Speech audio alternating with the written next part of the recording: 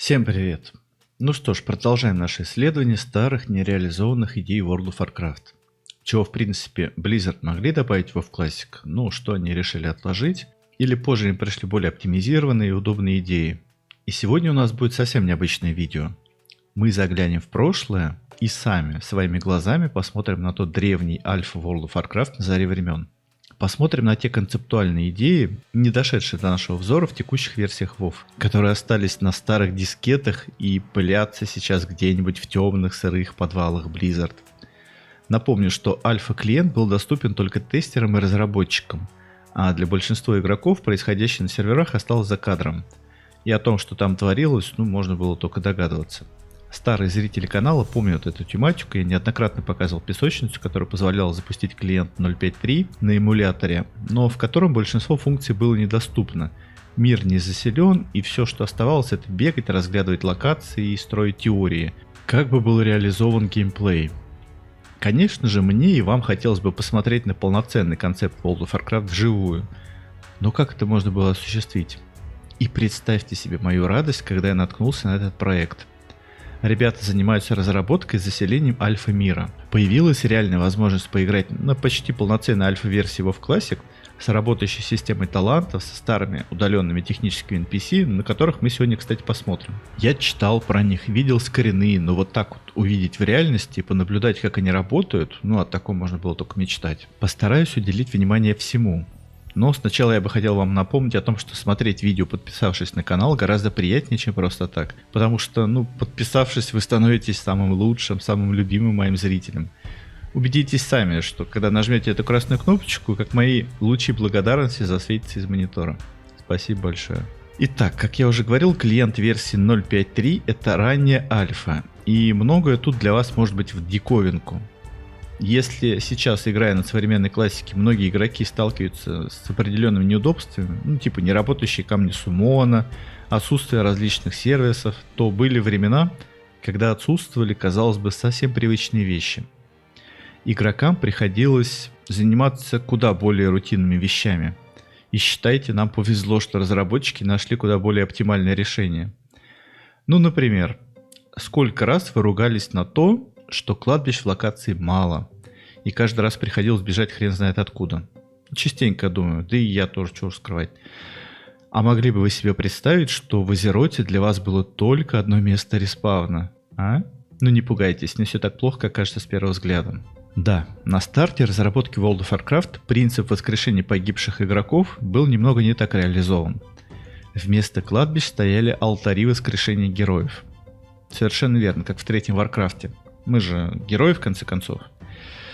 Я не знаю, кто придумал идею добегания духом до трупа, но он гений. В Альфе никто духом не бегал, а функцию кладбищ как раз выполняли привычные нам камни встреч. Это сейчас мы их видим как место для суммона, а на стадии разработки они были именно местом привязки персонажа. Не было гостиниц, не было камней возвращения, были только камни воскрешения. Или камни душ, как мне кажется, они должны были называться, которые, слава богу, мы могли выбирать сами. То есть, придя в выбранную локацию для выполнения заданий, мы находили этот камень, регистрировались у NPC, стоявший рядом с ним. Появлялась надпись, что отныне ваша душа привязана к этому камню, и далее этот спот становился местом воскрешения. Причем неважно где и в какой локации вы умерли, воскрешение так или иначе произойдет возле этого камня. Сами гостиницы Hearthstone появились уже на стадии релиза, но до этого момента прошло много времени, и игрокам приходилось приспосабливаться вот таким образом. А когда появились гостиницы, тогда уж, наверное, родилась шуточка про паладинов бабли юзающего ХС. Вы можете наблюдать привычное местонахождение постоялого двора в Вестфоле пустым, но тем не менее место готовилось к постройке какого-то здания. И я думаю, наверняка существовала идея развивающегося мира, судя по тому, что мы видим, идея постепенной отстройки городов и небольших поселений. Когда мы с первых патчей наблюдаем только готовящуюся стройку, а после с каждым обновлением место бы застраивалось домами и сопутствующими сооружениями. Это вполне вероятная теория, поскольку существовал проект по внедрению домов для игроков и гильдий, который так и не был реализован, о котором поговорим позже. Кроме этого, я нашел и того самого капитана Плейсхолдера, который выполнял функции телепорта на другой материк. корабли были еще в стадии разработки, а для того, чтобы игроки могли перемещаться между локациями, они обращались к этому NPC. У этого NPC воистину легендарная история. Одно время на релизе случилась неполадка с межматериковыми кораблями, и Blizzard, пока все это дело чинили, временно вернули капитана Плейсхолдера в игру, чем порадовали старожилов, которые полюбили это NPC как родного. Все уже привыкли к мгновенному перемещению между материками, и когда Плейсхолдера удалили, очень по нему скучали. А один игрок сочинил лирическую песню под названием «Плач капитана Плейсхолдера», в котором говорилось о том, как тяжело на душе капитану, глядя, что его услуги больше никому не нужны, и он грустно провожает взглядом корабли, уводящие игроков за горизонт. Эта песня обрела такую популярность, что даже Краниус, с позволения автора, исполнил кавер, который вы при желании можете найти на YouTube. На видео, кстати, уже 1,5 миллиона просмотров, а в комментариях игроки до сих пор отдают почести этому героическому капитану, который однажды пришел всем на помощь. Ну, тут он, к сожалению, не работает. Понятное дело, это все-таки фанатский проект, до него руки еще не дошли. Ну, думаю, позже допилит. Теперь я хочу вам показать одно из моих любимых мест. Остров Каэр-Дороу, на котором в будущем должен был размещаться Шеломанс. Патч 0.5.3 запечатлел как раз начало работы над ним. Мы видим такой своеобразный портал. Такие порталы на альфе обозначали место входа в подземелье для тестеров и были своего рода заменой уже последующих тематических порталов. Именно в то время Джону Стаатсу поступило предложение поработать над этим местом. Об этом я рассказывал в одном из своих старых видео. Те, кто не в теме, могут пройти по подсказке в правом верхнем углу и посмотреть, о чем речь. Но, как это бывает, Джон в своей работе слишком перестарался. Настолько, что вместо пустяковой работы по оформлению острова реквизитами создал целое подземелье.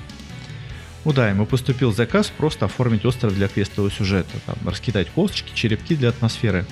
Но он так разошелся, что привлек внимание ведущего дизайнера, который, посмотрев на работу Статса, дал ему зеленый свет для развития этой идеи, которая вылилась в создание рейдового подземелья на 10 игроков. Судя по порталу, место застыло в самом начале пути. Моста еще нет, вместо него затопленные обломки. Вы сейчас скажете: Варгул, какого хрена? Чё ты нам эти обломки показываешь? Давай покажи уже сами классы, таланты и начни с воина уже в конце концов.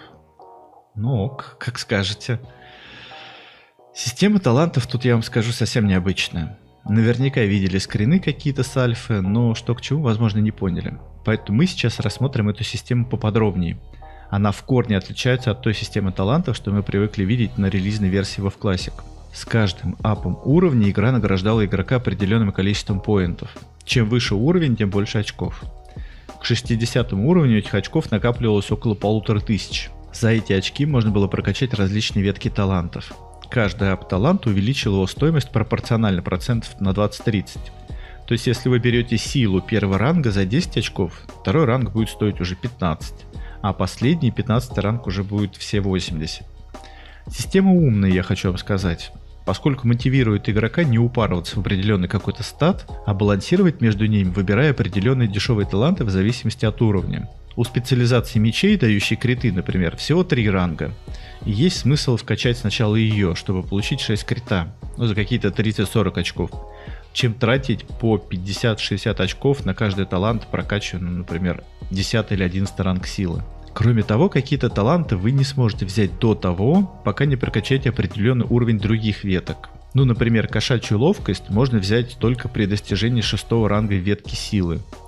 А повысить шанс блока щита нельзя, если вы не взяли регенерацию здоровья. Если взять, например, воина, то можно прокачать броню, очки защиты, регенерацию здоровья, силу, в зависимости от того, какую роль вы планируете исполнять. Ну, роль, наверное, у него была всего лишь одна, это танк, и танку, естественно, лучше качать было очки здоровья и деф, а дамагерам силу и шанс прока. Да, ловкость повышает не крит, а именно шанс прока. Шанс прока чего? Ну, вероятно, это какое-то подобие экстра-атаки, своеобразный пассивный дополнительный удар, я сейчас не знаю. Шанс крита тут тоже есть, и повышался он за счет силы. Сила увеличивает урон от оружия, крит и шанс блокировать атаку. Кстати, по поводу блока. Этот талант был полезен не только воинам, но и другим классам, поскольку многие из них также носили своеобразные мини-щиты. Баклеры, как их называли. В релизной версии баклеры удалили, оставив лишь щиты для классов, которые могли их носить. Но отголоски все же остались. Маленькие такие диски, которые едва можно было назвать щитами, иногда попадались нам в игре. И, как мне кажется, в Альфе Dual Weapon как таковой отсутствовал. Одноручкой щит у воинов, одноручкой баклер у разбойника, ну или у ханта, например. Дразнящий удар присутствует тут в немного измененном виде и называется карающий удар. Условия применения весьма необычные. Чтобы цель начала атаковать вас, вам нужно было применять обилку не в лицо, а обойти и ударить в спину. Боевой крик повышал именно урон, не силу атаки, а мили и рейндж урон. Вполне возможно, он работал и на магический урон тоже. Деморалис тоже снижал урон цели на 10%. Также не сказано мили урон, как на релизе, или весь урон. Overpower срабатывал от уклонения, блокирования, парирования и еще от довольно непонятного значения дефлекта. То есть от отклонения. Чем уклонение отличается от отклонения, я хз. Стойки работали не в привычном виде, как мы наблюдаем в релизной классике, а своеобразно. Стойка повышает регенерацию ярости, когда вы бьете цель. Стойка дает больше ярости, когда бьют вас. А боевая своего рода сбалансированная стойка, дающая ярость и при получении урона, и при нанесении. Соответственно, ни о каком снижении урона в стойке не идет речь, так же как и о повышенном агро. Клифф также бьет по соседней цели, а также снижает у обоих целей скорость атаки на 10 секунд, что, мне кажется, является необходимым элементом при танковании. Впору уже гайды писать по альфа-воину. Жалко, что я опоздал на какие-то пару десятков лет. Но все равно интересно, каким разработчики видели Вара тогда. Кроме мили талантов, присутствовала еще прокачка резистов, как от определенной школы магии, так и от всей магии в целом. Для кастеров была прокачка конкретных школ магии, вкладывая таланты в которые может повыситься как шанс попадания, так и шанс крита. Отдельное внимание заслуживает прокачка оружия. Прокачивая определенный вид оружия, вы можете прокачать как урон от выбранного оружия, так и шанс крита, шанс парирования и навык владением оружием. Максимальное значение прокачки навыка также 5 очков, что, собственно, потом, когда эту систему убрали, добавили в пассивные навыки различных рас. Ну, скорее всего, для того, чтобы как-то мотивировать конкретные расы выбирать оружие близкое им по стилистике. Повысить урон своего класса можно было не только прокачав силу и специализацию на определенное оружие, но также для всех классов была доступна прокачка урона по определенным типам мобов. Можно было увеличить себе урон по нежити, элементалям, драконам или гигантам. Так что, исходя из вышесказанного, можно было сделать класс узкоспециализированной направленности и заточить его под определенную задачу. Ну, что делало, кстати, игру более разнообразней. Вы просто представьте себе такое в чате. Собираем рейд Стратхольм, ищем ДД со специализацией урона по нежити и танка с защитой от темной магии. Такое вполне могло иметь место быть. Я обязательно расскажу о других классах позднее. Вы наконец-то узнаете, какой имбой был паладин и почему его понерфили в патче 1.1. В одном из следующих видео обязательно. А также пробежимся по интересным местам, которые на релизе изменили до неузнаваемости. Ну а для тех, кого заинтересовала тема, в описании будет ссылка на Discord проекта. Ну, возможно, вы сами захотите посмотреть на старую версию классики своими глазами. Но предупрежу сразу, это альфа. Часть механик тут работает через одно место, часть не работает как положено.